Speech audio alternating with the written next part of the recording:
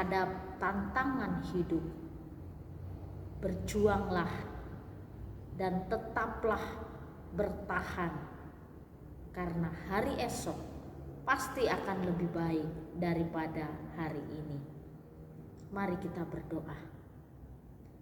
Pada pagi hari yang indah ini, kami mengingat akan kasih dan pertolongan-Mu atas hidup kami.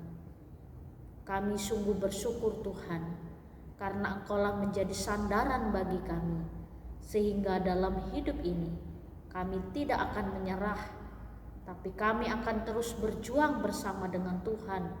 Kami akan terus bertahan menghadapi lika-liku hidup, karena kami tahu semua perjuangan hidup akan membuahkan hasil, dan ketekunan iman percaya kami juga akan membuahkan hasil yang membuat kami bersukacita senantiasa.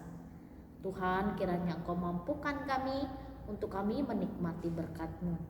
Teristimewa pagi ini kami akan mendengarkan suara-Mu lewat firman-Mu. Tuhan, menolong kami untuk mengerti dan memahami, serta menjadi pelaku firman-Mu. Terima kasih ya Tuhan, di dalam dan demi Yesus Kristus kami berdoa dan mengucap syukur. Amin. Pagi ini kita akan bersama-sama merenungkan satu tema firman Tuhan. Kesulitan menjadi kekuatan. Suatu hari ada seorang anak kecil, dia belajar kungfu dengan guru yang sangat terkenal di kampung halamannya. Dia minta izin kepada orang tua untuk belajar kungfu kepada guru yang sangat terkenal, karena banyak anak-anak seusianya belajar kungfu.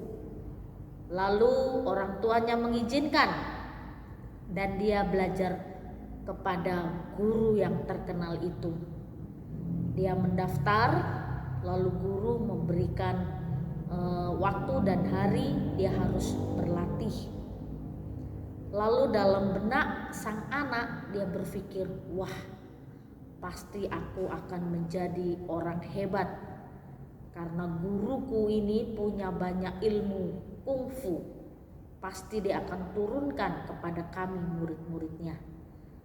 Lalu ketika dia lihat jadwal latihan, setiap hari jam 4 sampai jam 5 sore. Lalu latihannya, dia berpikir untuk jurus-jurus kungfu yang harus dihafalkan, dia harus persiapkan. Tetapi dalam jadwal itu tidak ada tulisan jurus kungfu, tapi yang ada dia harus turun ke bawah membawa 2 ember air. Dan sumur yang di bawah itu sangat curam sekali.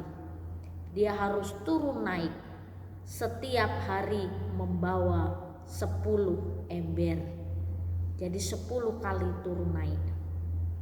Hari pertama dia lakukan, oh iyalah mungkin ini latihan dasar. Lalu hari kedua, hari ketiga, hari keempat, sampai seminggu lamanya. Sang anak terus berpikir, kenapa latihan kungfu hanya bawa air?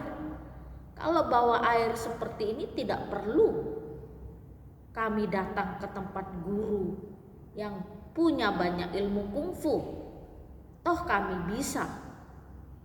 Lalu sang guru katakan, ikuti saja, ambil air setiap jam 4 sampai jam 5. Penuhi itu tong-tong yang ada di lapangan depan rumah. Lalu sang anak karena dia antusias ingin jadi seorang kungfu hebat, dia ikuti. Akhirnya seminggu, 2 minggu, 3 minggu, 4 minggu, sampai sebulan. Lalu dia terus bertanya-tanya, ini latihan kungfu apa? Cuman angkat air, kami gak dapat jurus-jurus apapun. Lalu akhirnya 2 bulan, sang guru akhirnya menjumpai sang murid. Bagus, kamu bertahan sampai 2 bulan. Lalu di bulan yang ketiga, dia melihat otot tangan, otot kaki sang anak sudah mulai kuat. Dan dia katakan, lihat ototmu. Pertama kali kau datang, tidak ada isinya, tapi sekarang menjadi kuat. Lalu sang guru memberikan jurus pertamanya, jurus memukul. Ketika ada satu barang yang harus dia pukul, dia coba pukul sekali, langsung pecah. Lalu gurunya katakan, kenapa tanganmu sekuat itu? Karena engkau mengangkat air selama 2 bulan ini, naik turun, kaki dan tanganmu menjadi kuat.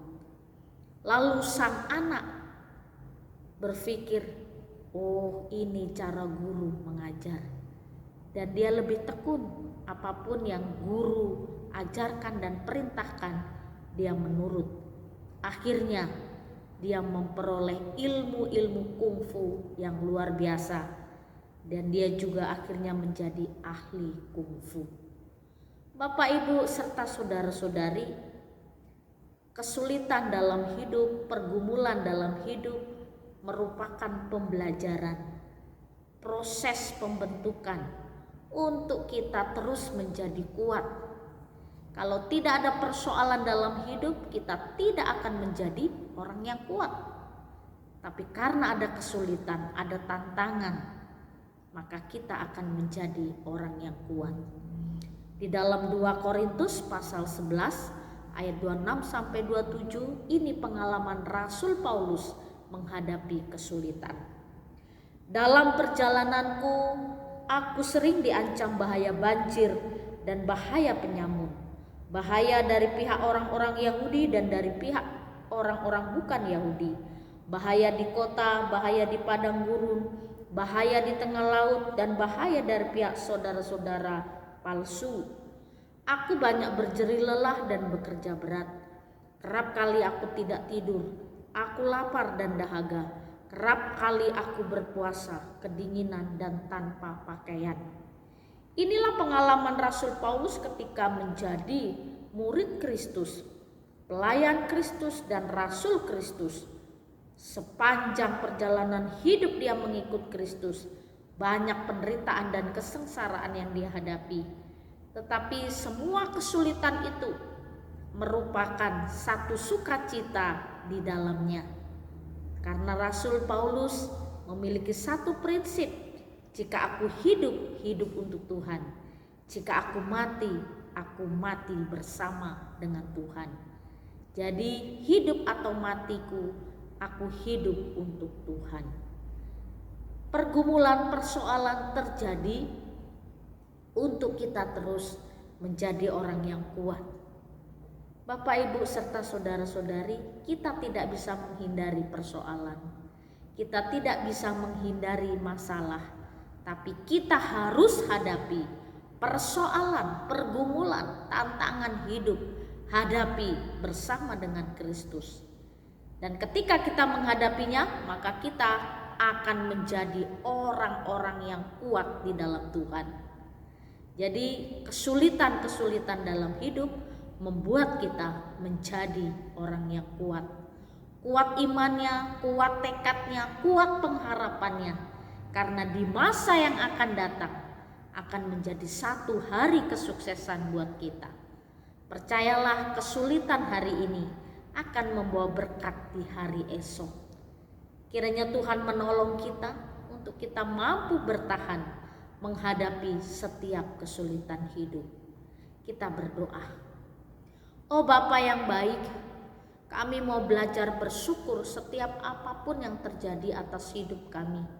Kami percaya itu semua Tuhan rangkai untuk kami tetap menjadi orang yang kuat di dalam Tuhan. Dan ketika kami kuat, badai apapun, persoalan apapun yang kami hadapi, kami tetap berdiri kokoh bersama dengan Tuhan. Terima kasih untuk firman-Mu pagi ini. Di dalam dan demi Yesus Kristus kami berdoa dan mengucap syukur. Amin. Selamat pagi, Tuhan Yesus. Kali ini Tuhan, ku mau iring Tuhan, memikul saya.